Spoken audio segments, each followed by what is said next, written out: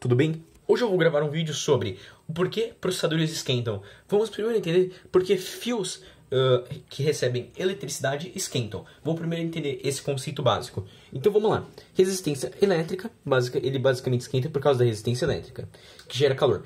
Por que ela gera calor? Porque os elétrons, eles basicamente ficam batendo na parede do fio e com isso geram atrito, consequentemente geram calor. Mas o que vai ser interessante para nós vai ser o seguinte: quanto maior a voltagem, maior a resistência. Então, nesse caso, quanto mais volts, mais resistência elétrica, consequentemente, mais calor. Então, o que isso daí implica nos celulares? É o seguinte: eu vou pegar dois processadores, um que tem a distância, basicamente nanômetros, que eu sempre falo é a distância entre esses fios, que basicamente o processador o que é? São fios de ouro que recebem uma corrente elétrica e com isso transmitem uma informação, certo? A distância entre eles é medida por nanômetros. Então, um processador, por exemplo, como esse, supondo de 7 nanômetros e esse aqui de 14 nanômetros, terão diferentes distâncias entre esses fios que fazem as ligações, ou seja, basicamente as ações do processador, certo? Então, por que um processador menor? Porque quanto menor essa distância, melhor o processador é. Porque é o seguinte: quando você reduz essa distância, você consegue pôr bem mais fios, tá vendo? Na mesma quantidade de espaço. Então você vai conseguir, por exemplo, aqui, você tem bem mais fios no mesmo espaço que tem aqui. E por que isso é bom? Porque quando você tem menos fios, você consegue reduzir a corrente que passa por cada fio. Consequentemente, você vai gerar menos calor, entendeu? Ou seja, eu tenho um monte de fio, certo? Eu tenho 8 fios aqui, nesse caso.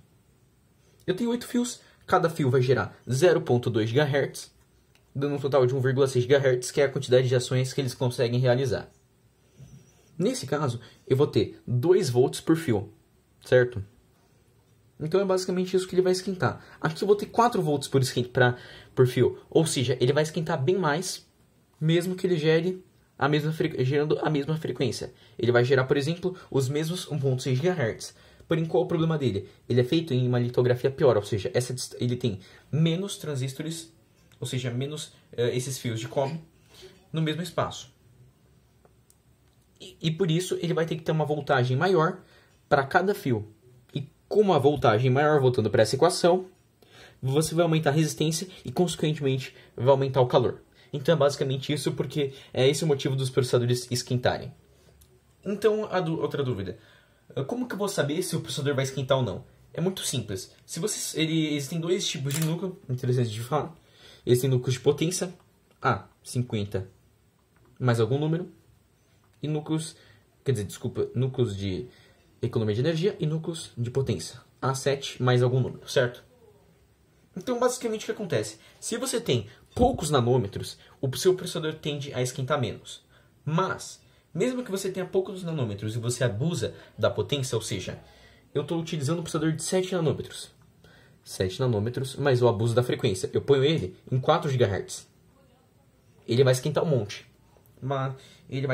Então, basicamente, é o seguinte: vocês devem se importar bastante pelos nanômetros e pela frequência do processador para ver se ele esquenta ou não. Vamos dar um exemplo: MediaTek. O Helio P20, por exemplo. Helio P20. Ele tem uma frequência de 2,5 GHz. Não interessa a minha letra, é GHz. Com 16 nanômetros, que é uma boa litografia na teoria. Porém, você tem 16 nanômetros e 2,5 GHz. O que, se você observar a maioria da concorrência, 2.5 GHz é uma frequência muito alta para poucos fios. Entendeu? Para poucos nanômetros. Para muitos nanômetros. Ou seja, para poucos fios. Entendeu, galera? Espero que eu tenha explicado direito. Se vocês tiverem qualquer dúvida, podem escrever nos comentários. Valeu, galera. E até a próxima. Fui.